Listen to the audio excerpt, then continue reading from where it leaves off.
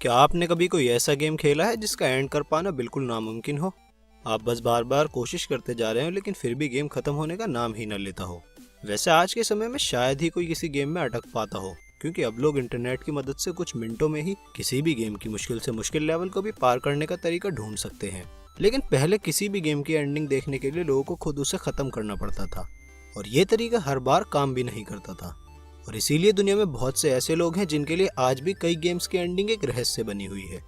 तो दोस्तों, आज की इस वीडियो में मैं आपको कुछ ऐसे गेम्स की एंडिंग के बारे में बताऊंगा जिनके बारे में शायद ही किसी को पता होगा।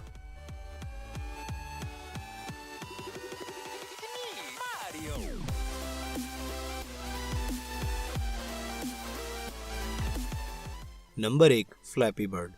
फ्लैपी बर्ड को एक वियतनामी गेम डिजाइनर और डेवलपर डोंग युएन ने बनाया था। डोंग के इस साधारण से गेम ने पूरी दुनिया को कुछ हफ्तों में ही अपना दीवाना बना लिया था। डोंग का कहना है कि वो शुरू में अपने गेम का नाम फ्लैप फ्लैप रखना चाहते थे, लेकिन उस नाम से पहले ही एक गेम बना हुआ था, तो उन्होंने अपने गेम का नाम फ्लैपी बर्ड रख दिया था। डोंग को इस गेम को बनाने में सिर्फ कुछ दिन का ही समय लगा था, और इसीलिए उन्हें बिल्कुल भी उम्मीद नहीं थी कि उनका ये सिंपल सा गेम लोगों को इतना ज्यादा पसंद आएगा। आज के समय में फ्लैपी बर्ड के ऐप स्टोर और गूगल प्ले स्टोर पर मिलाकर 50 मिलियन से भी ज्यादा डाउनलोड्स हो चुके हैं। जब फ्लैपी बर्ड गेम वायरल हुआ था तो ऐसा कोई सोशल मीडिया नहीं बचा था जहां पर लोग इसके बारे में बात नहीं कर रहे थे। कई लोगों का मानना था कि इस गेम का कोई एंड ही नहीं है और इसे बस लोगों के पेशेंस लेवल को चेक करने के लिए बनाया गया है। लोग इस गेम से बहुत जल्द ही चिढ़ तो जाते थे, लेकिन फिर भी वो इसे खेलना बंद नहीं कर पाते थे। कई यूजर्स ने इस गेम को खत्म करने की बहुत कोशिश करी थी और उनमें से ही कुछ लोग इसको खत्म करने में कामयाब हो भी गए थे, लेकिन इस गेम की एंडिंग लोगों को कुछ खास नहीं लगती है।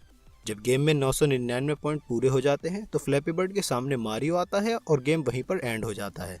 अब जरा सोचिए कि वो इंसान कितना डिसअपॉइंट हुआ होगा जिसने इस गेम को एंड करने में इतनी मेहनत करी होगी। Number 2, Pac-Man.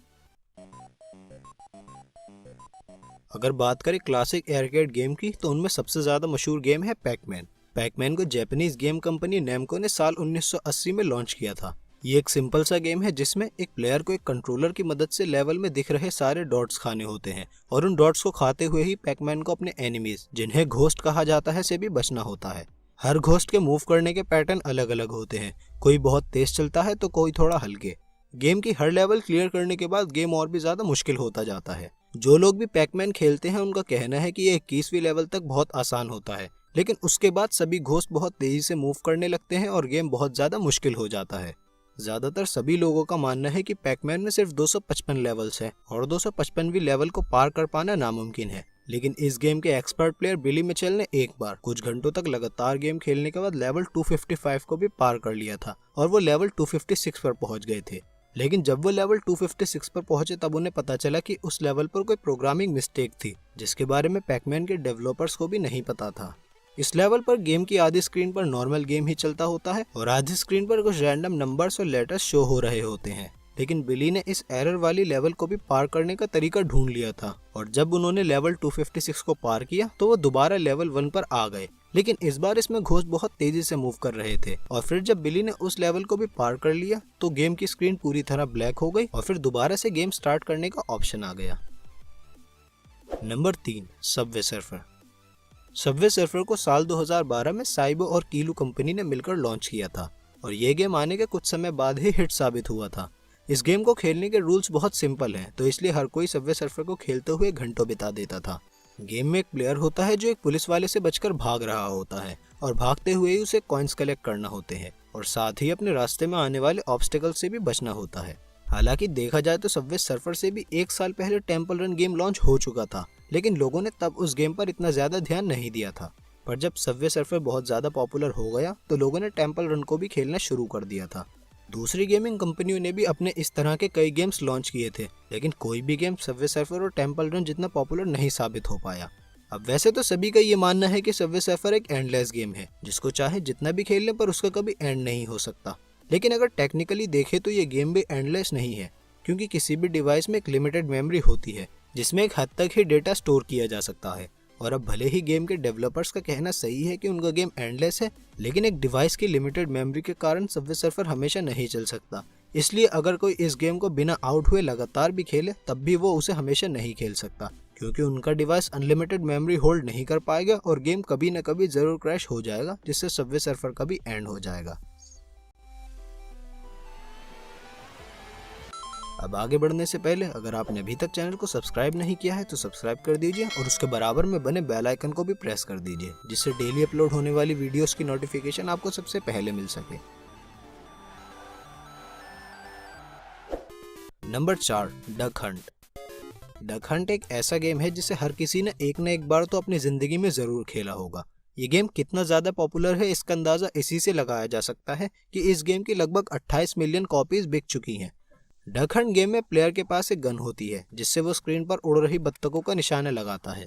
इन डक्स को एक शिकारी कुत्ता घासों में से उड़ा रहा होता है और जब भी प्लेयर का निशाना ठीक लग जाता है तब वो कुत्ता मरी हुई डक को घासों में से उठाकर दिखाता है और जब निशाना मिस हो जाता है तब वो शिकारी कुत्ता प्लेयर पर हंसता है। इस गेम की डेवलपर कंपनी निंटेंडो का कहना है कि डक हंट उनके बेस्ट सेलिंग गेम्स में से एक है, पर इतना पॉपुलर गेम होने के बाद भी ज्यादातर लोग इस गेम की एंडिंग के बारे में नहीं जानते हैं।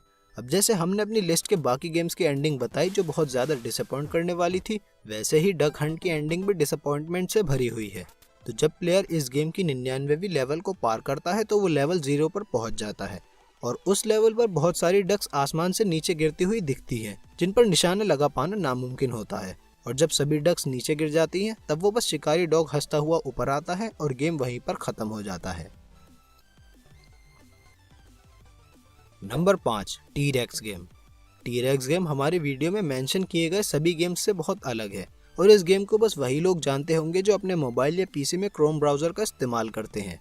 मान लीजिए आप कभी क्रोम ब्राउजर पर किसी वेबसाइट पर जाने की कोशिश कर रहे हैं और तभी अचानक से आपका इंटरनेट कनेक्शन बंद हो जाता है और आपके सामने स्क्रीन पर एक डायनासोर बना हुआ आता है जिसके नीचे लिखा होता है there is no internet connection.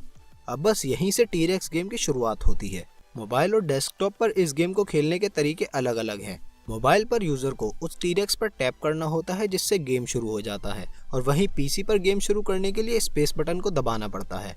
इस गेम को खेलना बहुत आसान है। जैसे फ्लैपी बर्ड में बर्ड खुद आगे बढ़ती है, उसी तरह से टी-रेक्स गेम में टी-रेक्स खुद आगे की ओर बढ़ता है और बस यूजर को टैप करके या स्पेस बटन को दबाकर डायनासोर के रास्ते में आने वाले ऑब्स्टिकल्स के ऊपर से कूदना होता है। क्रोम के डेवलपर्स का कहना है कि इस गेम को उन्होंने इसलिए बनाया है कि उनके यूजर्स का बिना इंटरनेट कनेक्शन के भी टाइम कट सके। ये गेम साल 2018 में 270 मिलियन बार खेला गया था और इसी वजह से क्रोम के डेवलपर्स को इस गेम को मैनेज करने के लिए एक पूरी टीम भी बनानी पड़ी थी। लेकिन जैसे हमारी लिस्ट के सभी गेम्स की कोई ना कोई एंडिंग जरूर है, वैसे ही इस टी-रेक्स गेम की भी एक एंडिंग है, लेकिन उस एंडिंग को देखने के लिए हम में से कोई भी जिंदा नहीं बच पाएगा। दरअसल टी-रेक्स गेम के डेवलपर्स का कहना है कि उन्होंने इस गेम के कोड्स को बहुत क्रिटिकल तरीके से लिखा है और इसी वजह से इस गेम को एंड करने में लगभग 1 करोड़ 70 लाख साल लगेंगे। अब इतने समय तक तो शायद ही किसी मोबाइल की स्क्रीन या कीबोर्ड का स्पेस बटन काम कर पाए। तो दोस्तों ये थे कुछ ऐसे गेम्स जिनकी एंडिंग के बारे में बहुत कम ही लोगों को पता है। अब अगर ये वीडियो पसंद आई हो तो इसे लाइक करिए और अपने दोस्तों के साथ शेयर भी करिए और मुझे कमेंट करके बताइए कि नेक्स्ट वीडियो आप लोगों को किस टॉपिक पर देखनी है।